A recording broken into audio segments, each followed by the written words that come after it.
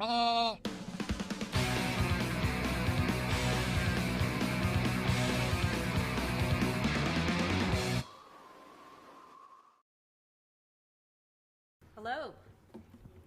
Thank you so much for joining us tonight. I know it's really difficult, last conference talk, but we're really happy to have you here. I'm Heather, this is Brian, if that wasn't completely obvious. I'm the build and release engineer, and he's the senior staff engineer, so we have a nice combination of skills that have worked really remarkably for us. And we're going to tell you our story about how we got our team to use Jira and Fisheye and Eclipse and Mylyn, and boy, are they in for a treat over the next couple weeks, because we are just going to be bopping things in left and right. We'll see what we can do. A little bit about us. We're Motorola. Everybody knows Motorola. Specifically, we are doing video on demand, which with a distributed team across 4 continents and pretty much covering the time zones 24/7. What's interesting is we just added an office in Israel, and they get Fridays off but work Sundays. So now we actually have pretty much every day of the week covered even. We've got maybe 100 engineers, so we're fortunate that even within the Motorola giant corporate structure, we're really just a small group of developers. And then and there's only 15 of the cool kids. The ones actually doing the Java development. And I don't quite consider myself in that space yet, but I'm trying to do that. And of course, plugins in Jira give me lots of opportunity. So if you don't really know what video on demand is, if you have a provider at home feeding up video on demand from your TV set, then high probability that that little green cloud in the back is a Motorola server somewhere along the line. Let's see, is there anything else I need to say about us? No. I'm going to give you a general idea of what I'm going to talk about. I realized as I've seen all these presentations and looked through some on the web last time that we can't possibly tell you everything you might want to know. So I want to encourage you all to take notes, ask questions, and then if you don't get a chance, send email and we'll help. I put extra slides in the back for all the specific details about how to implement this. The cool thing about what we're going to talk to you about later on when Brian gets to it is you don't even need any special plugins except for the @Lazin ones. So we'll get to that. It's not like you have to do any extra effort to make it work. Okay, so I'm going to talk about our per-force use of source control and how it maps to our Jira project structure. We're doing things a little differently relative to tracking bugs in projects rather than products. I'm talking a little bit about how I'm only a year into Jira, so this was all pretty new to me, and I inherited a big per-force repository, so I'll talk just some of the things that I learned in doing that. And then we really had success with pilot projects, and I highly encourage, if you're trying to get there, that's the best way to do it. Get some people on board, and then you'll see you'll get momentum. And then Brian's going to talk about what we've learned about the tools and integrating them. And our Charlie Award was for our task-based training library using Jira, Eclipse, and Mylyn, and how we've figured out a way to solve one of our biggest problems. Little background. We're currently running Jira 4.0. We upgraded from 3.13, and oh, I am so anxious to get that plugin manager installed. Brian wouldn't let me do it. He said we had to do the... She wanted to install it this yesterday. Afternoon before the talk, and I said, with all the AV problems we've had, maybe let's not reinstall all the software. I don't understand. What's the problem? So I am finding it right now. I'm looking at 4.1 and what plugins we have in use, and can I upgrade, can I not, because I have to wait for those plugins to get supported. So that'll be one of the first things I do next week before I introduce all kinds of changes, to see what I have to wait for 4.1. So we're on Fisheye 2.0, and that's, of course, how we get our source tab on our Jira page. And I only recently went through a big upgrade on Perforce, and that's been really great. It's the fastest source control tool in the planet. And we're using Eclipse 3.5, the Galileo implementation. It comes out of the box with the Mylyn integration. And with Eclipse, I've got the Perforce plugin, and then I've got the Mylyn connector and the Atlassian connector. And that's what allows us, right within Eclipse, to do all the fun things. Now, Brian's going to talk a little bit more about Mylyn if you don't understand what that means. So we'll get to that in a bit. It's a game changer. So I'm just going to talk about a few of our adoption lessons, the things that we learned. Now, I've had experience with ClearQuest, and like Jira, ClearQuest, you can do a lot with it. Jira, you can do a lot with it, and that can be both a plus and a minus, because if you get too far away from what it's designed to do or what's supported out of the box, you have a big management headache in terms of administration. So I'm a firm believer that more fields and transitions doesn't necessarily mean better, so you better have a good reason for every one. Upgrades, of course, are the other issue, because the less things you have to customize before you get your new version in place, the less trouble you're going to have. And we have all learned all the plugins. My best story about plugins was a developer came to me and he said, I don't like how this works. And it had to do, I think, with, I'm trying to remember which one it was now, I can't recall. But I went out on the web and I queried for some keywords, and up pops a, hey, here's a plugin that'll solve that problem. I went, I installed it, I tested it, and within less than 2 hours, I was pretty much able, this was during the pilot process, so I didn't really have a large user base. I was able to turn around and say, hey, go try that thing you had trouble with again and tell me what you think. And Heather was clever enough that she didn't say, oh, I downloaded a plugin and someone else did this for me and that's how I solved the problem. She said, oh, I've solved your problem. Yeah, okay. Do you need the mic? No? Okay. No. Sorry. I'm just convincing. And then, of course, I saw many shaking of heads in a positive manner about the pilot projects. And of course, Brian and I are going to use this again because we've got Crucible to explore and Bamboo, and there were a couple other ones that were like, ooh, rare and, and Greenhopper. Yeah, oh yeah. Yeah, so all these things that we're now anxious to go back and start with. But it really was useful for feedback. I mean, I had to take my engineering team, representatives from each of my engineering team, system test, project management, customer service, and sit them all in a room and say, here's our old defect tracking system, here's the state model, here are all the fields. What of this crap do you actually use? What do you need? And it was a laborious, difficult, lengthy process, but eventually we did get it all toned down to something we could implement that was closed out of the box and not made up. But the best part of it was establishing the relationships with people. I find, and I still find this now, even when I need to teach somebody how to do something in Jira, the best thing to do is to either have them come in and watch over my shoulder or go to their office and say, now what is it you're having trouble doing? Oh, you want to define a filter? Oh, well, here, let's do it. You type, I'll tell you what to click. And they're actually much happier because now they can do the things that they didn't know how to do before. And the other aspect of the pilot project is you try to sit in their shoes for a day. What do you do each day? What are you trying to do? I now have one developer who is just going to jump up and down when he sees Jira 4.2. Not having to even leave the screen is just going to really make his day. Probably save him more than 15 minutes. Okay, Jira and Perforce. Now, through anecdotal data, I've heard that Perforce and Fisheye, oh, this is Jira, sorry, I'm ahead of myself. So one of the things that my group is doing is we're managing our Jira issues by project rather than by product. So it's sort of a different way to look at the data. But it actually makes it really interesting to look at because it's structured such that the Jira project data is reflected in the Perforce database and vice versa, simply by naming conventions. So my Jira project name is also the name of a folder within all of the depots that are my components. So my components are my depot names. So the depot structure I inherited and was actually well organized enough that I was able to do this. And then the versions map to Perforce branches. Now it gets a little hairy because not all the components have the same version naming scheme. So we're not really taking complete advantage of the Jira method for releasing. And I'm still trying to work out what's the right way to do that. So I can't always order things because typically 3 things will go at once and there'll be different versions. So the ordering is a little odd. Fisheye, here's where I was trying to be a slide ago. Anecdotal data indicates that Perforce trying to slurp, Fisheye trying to slurp in Perforce data can be extremely time consuming. Now, fortunately, the database administrator before me had structured the database really pretty well, so everything really was broken into this directory structure where in a given depot, you would have a Zebra project, and if there were 4 depots that had part of that project in them, they each had that same naming convention.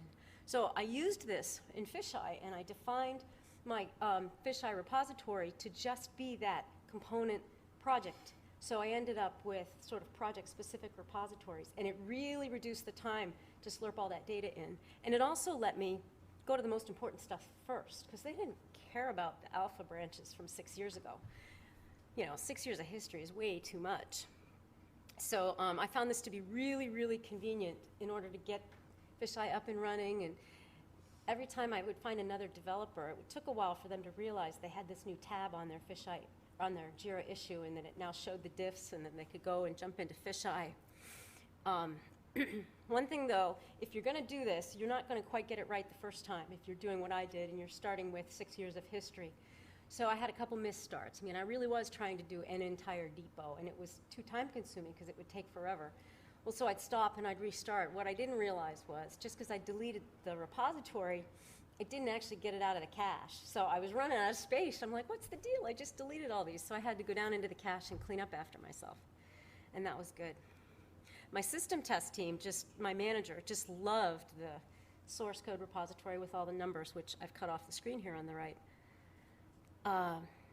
But why don't you share your experience with Sure. So one of the things that happens to us is we're working on a lot of things at once, and we'll have different branches for different customer types, and some of the branches will stay active, and some of them will go dormant for a while. But we're still, given the way our Perforce is set up for us, we'll still be making changes and rippling those changes into the other branches just in case. But we don't keep doing a test cycle.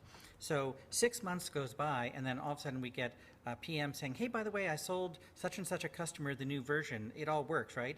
And we say, it worked 6 months ago the last time I tried it. And they said, well, what could have gone wrong? And as an engineer trying to say there may be some risk, the PM folks and the sales folks don't really listen to that. So what we figured out is a way to do an assessment of risk. So if you take the assumption that every check-in has equal risk, which isn't true, but in aggregate it's close enough, you can say how many check-ins have happened to the branch since the last time I did a QA cycle. And so you can give a number of the relative risk. And it doesn't matter if the number's accurate or not, it's a number. Suits believe numbers. And so you can basically say, yes, this release is probably fine, but I have a risk of, 52, and so you have to give me some time to test. Well, and so Brian came in to me and said, hey, I need to gather this data out of Perforce, can you help? And this was early in our use of fisheye, and I said, well, wait a minute, I bet you fisheye can tell us this. And so in less than 10 minutes of working in fisheye, we had the answer. We knew how many check-ins we had, and it was really an aha for both of us because, I had saved him hours of trudging through the source trees to try to find the answer. And now it's your turn, buddy. Okay. Turn it over to Brian. He'll talk about the tool integration issues. Okay. I get to commentary, so. Kibitz. Okay, be nice.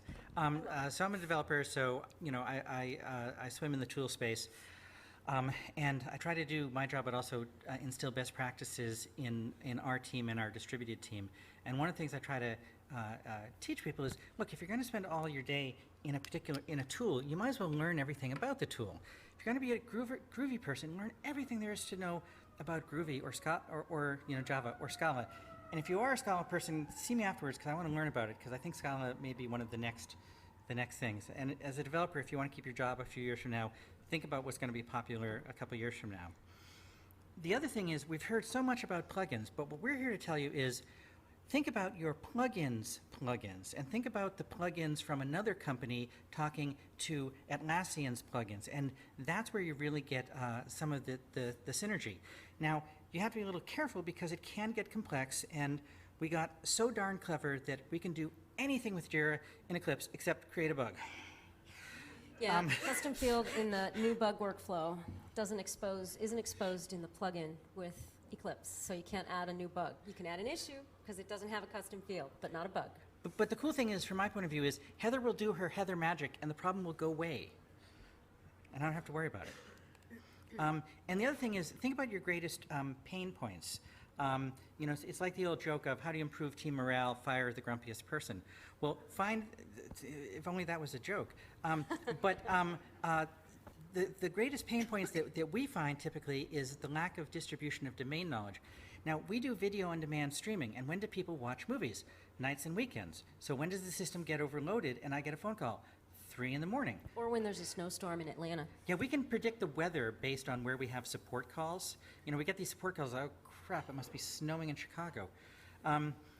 So I don't want to be the only one who knows a particular part of the system. But everyone else is smarter than me and says, oh, I don't want to learn that, Brian, because then I might get the phone call. So we're trying to find ways to make it easier to distribute the knowledge. And Mylyn lets you do that, and it lets you do a fabulous training tool. It's actually really very interesting.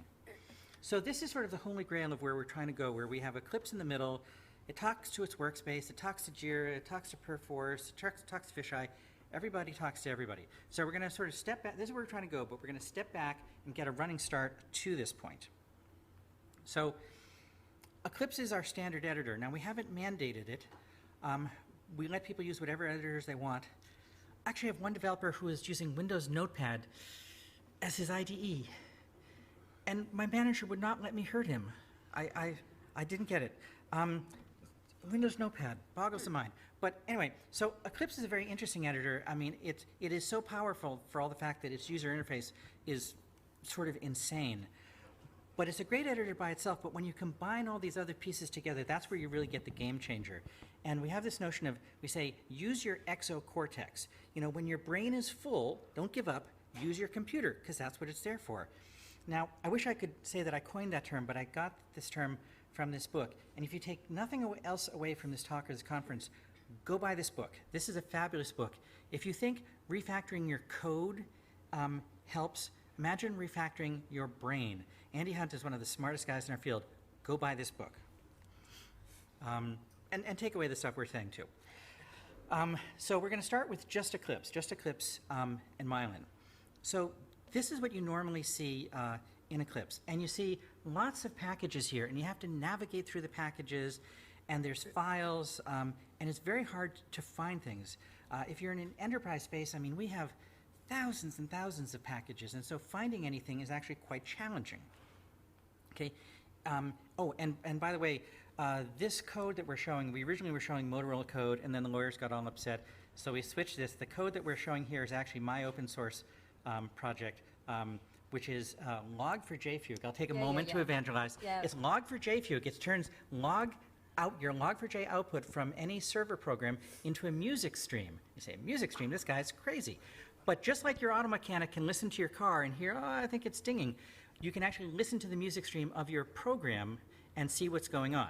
Actually, one of the attendees at the AppFire party made Brian's night by saying, Log4j, I've heard of that. Yeah, it's very cool. So anyway, so this is our code, and this is the outline view. Now you may say, Brian, your class kind of sucks here. Why are there so many methods? And you know, I think there was an audio problem. I didn't hear that. But you know, what are you going to do? So against that backdrop of lots of packages, lots of classes, even your good classes have too many methods, we're trying to make things easier for you to see. Now what Eclipse does, Eclipse has two concepts. A task is what you're working on, and the context is what you're doing within that task. Now since we do video, I'm always saying content, because I'm streaming content. So when I say context, I sometimes get this pained look because I'm trying to remember how to say it. So Eclipse, or Mylyn, remembers the task you're working on and the context of that task. And it can do that either locally or inside Jira.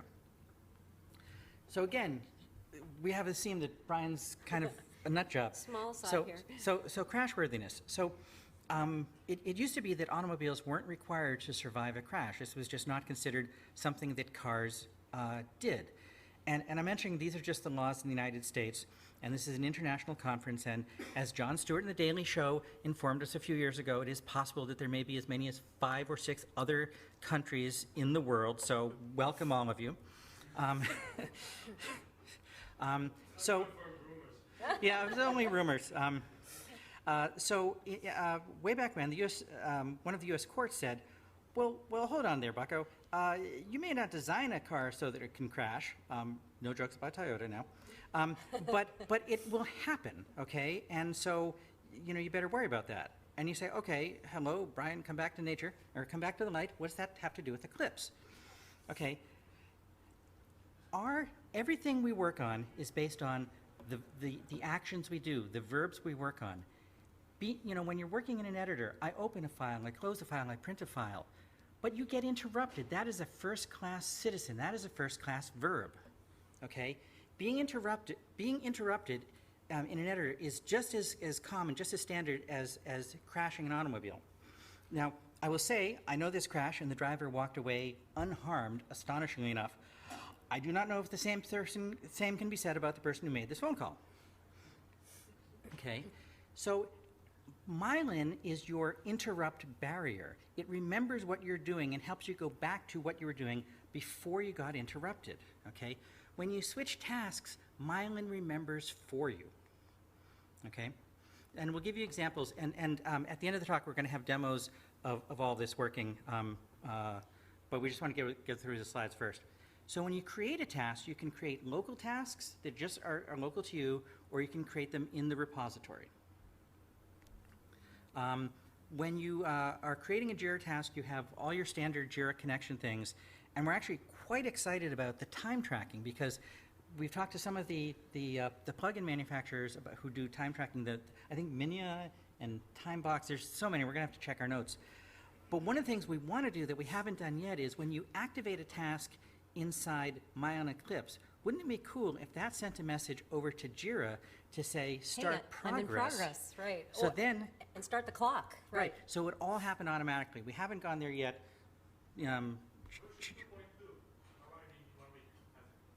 Okay. Eclipse 2.2, really? Awesome. Sweet. Awesome. Oh, okay. We want to talk to you afterwards. Okay, cool.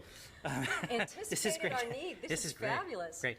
So if you're creating a new task, you go through the standard Eclipse Mylyn task creation, and you can say when it's due, how long you think it's going to take. The interesting thing is you look at the very bottom where it says, on the left where it says private.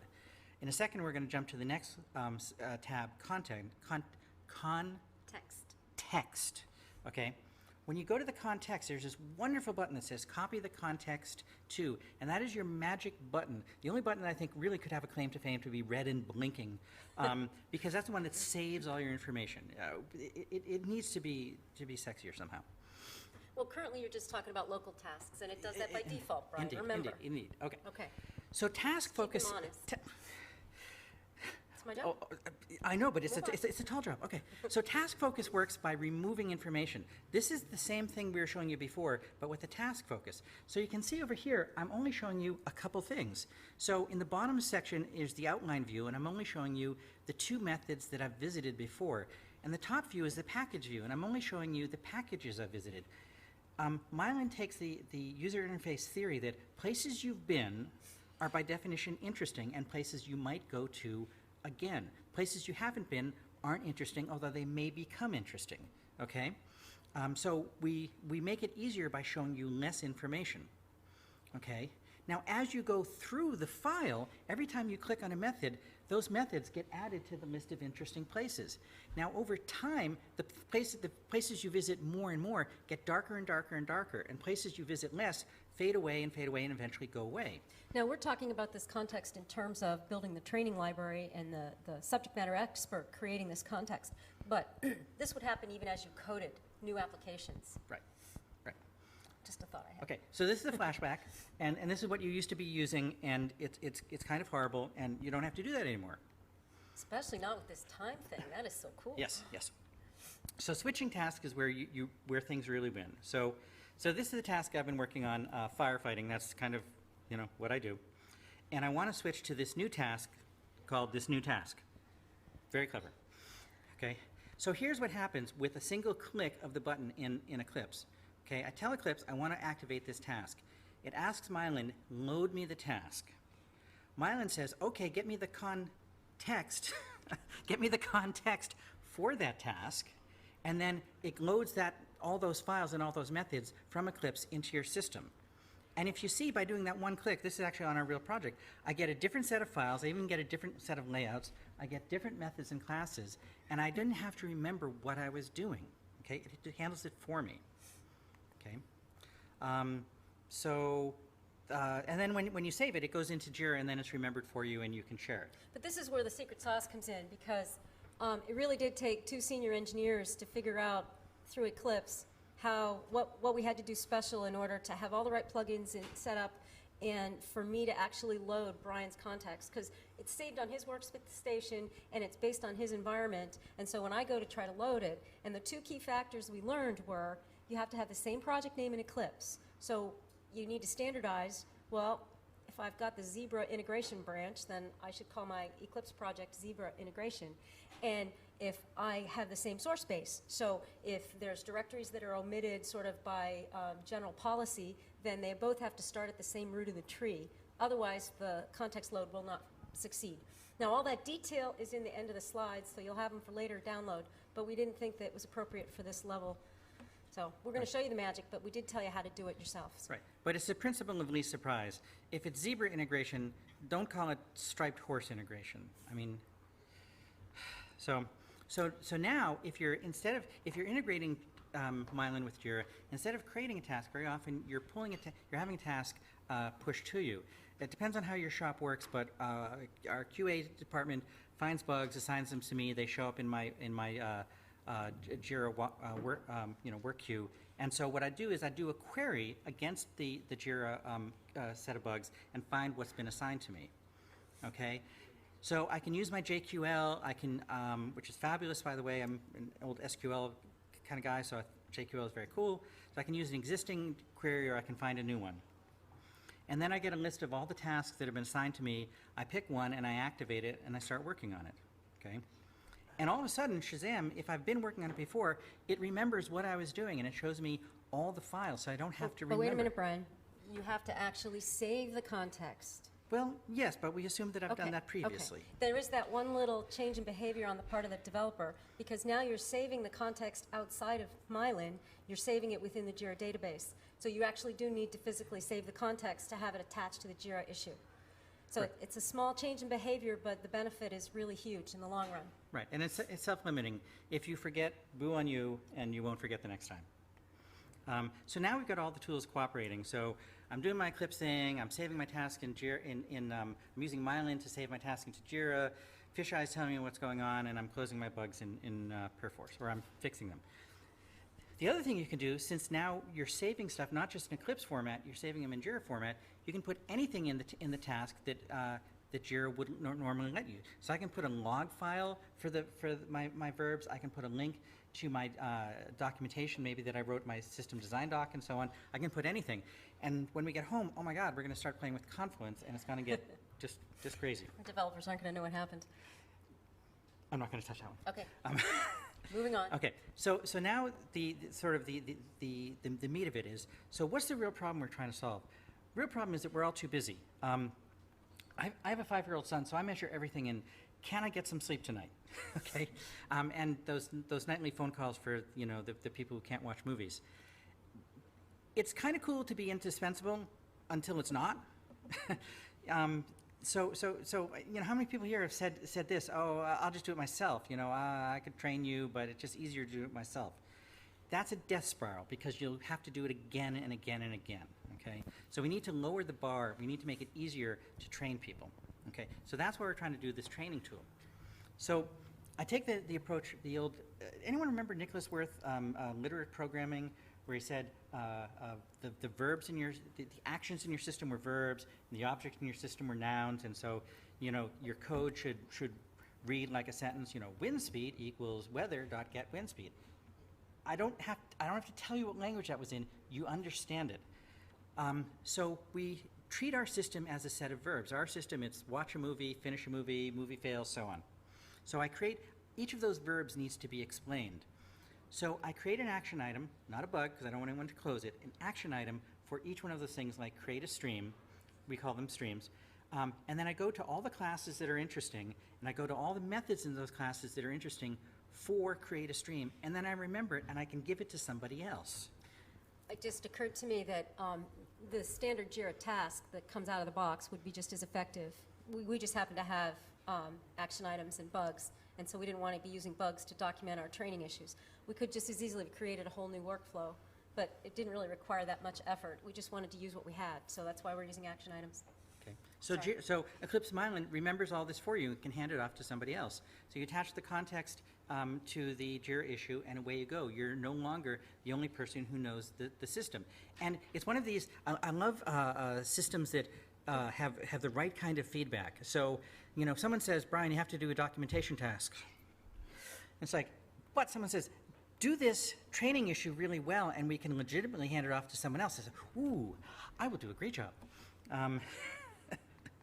And so now you have your training library. It does need to be populated by your subject matter experts, Right. but that's another issue that we're working on now. So you can see right here we have training, how to do a stream delete, how to do a failure, how to do a create.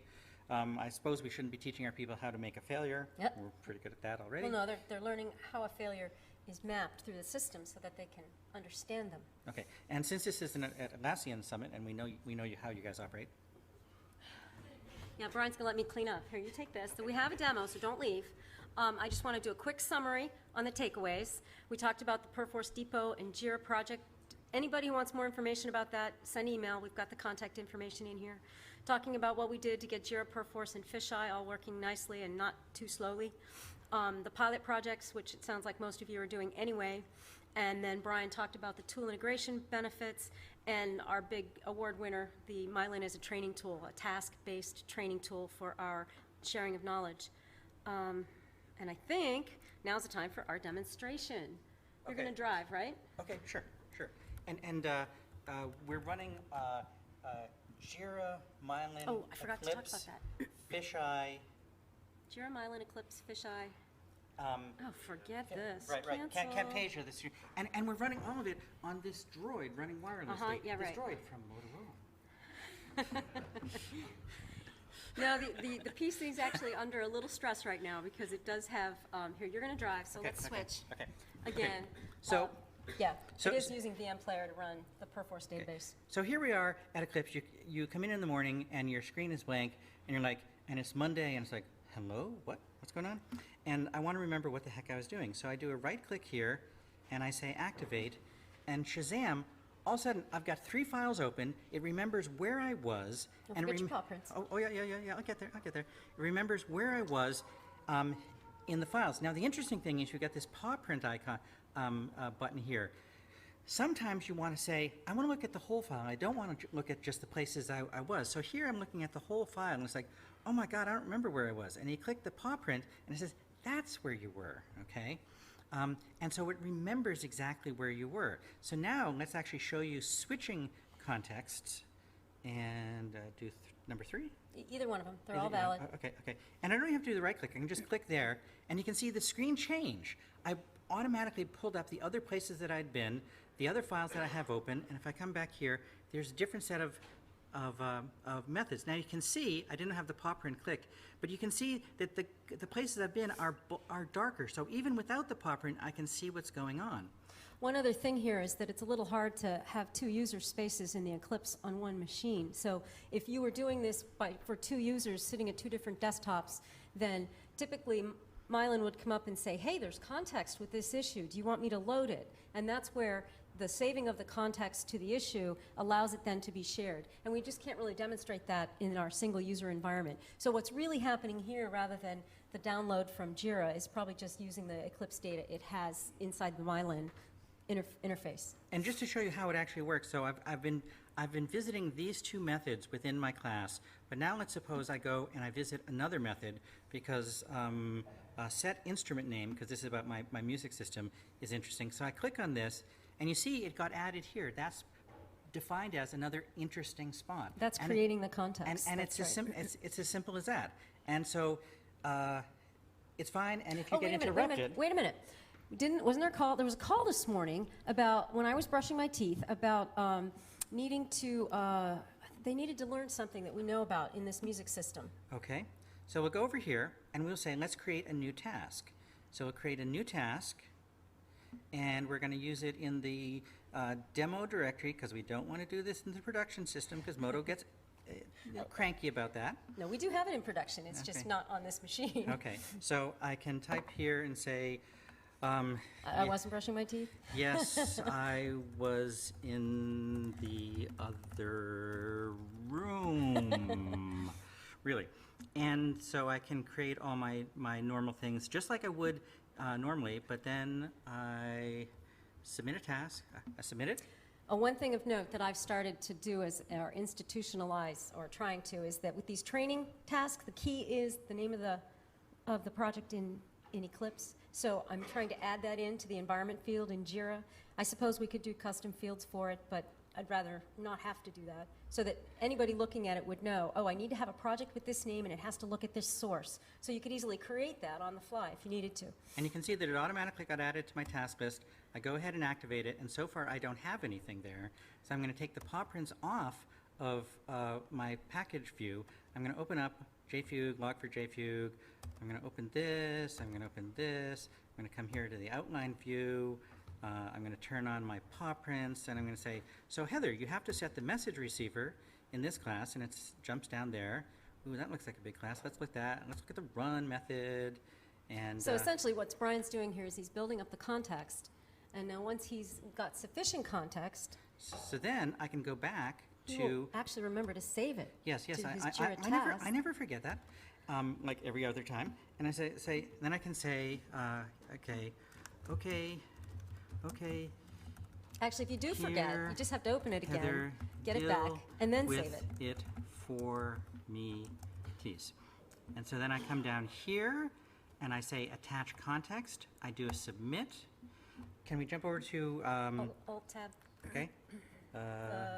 Google, or, yeah, next one. Next one? Yeah. Okay. Now I go into Jira, And, run the, oh, you're in fisheye. Sorry, go over here. okay. Action items. Refresh. Okay, okay. Listen to Heather. Heather is always right. I got him well trained, don't I? All right, that didn't work. Pull down, No, let's just go to train. just click on search. Search. It's not gonna work, is it? That's all of them. We don't want those. Pull down issues. Click on. Oh, there we go. There we go. Yes, Here it right is. there. Train 10. Okay. Sorry. And you can see right here, I've got the content, the comment that I put in there, and you can see that it's got the Mylyn context for me. So And the you can go Mylyn back and forth. context is in a zip file, so if you end up with any of the issues of the context not loading between users, you can open that up. It looks really, really ugly, but you can open it up. It's an XML file, and then you can sort of read through it and say, oh, I misspelled the project name. It's log4j, I ought to put in log4j. So you can actually go in and debug that. And that information is in the slides in the back as well. Should we switch back to the slides? Anything else? Yeah. No. We want to give you guys a chance to ask questions if you've got any. Oop. Where's... Right. Okay. Okay. And this is our cool cool shirt, t-shirts, yes. which has the person who's overloaded. He uses the cloud, even though we're not running in the cloud, and then goes to the happy face. That's right.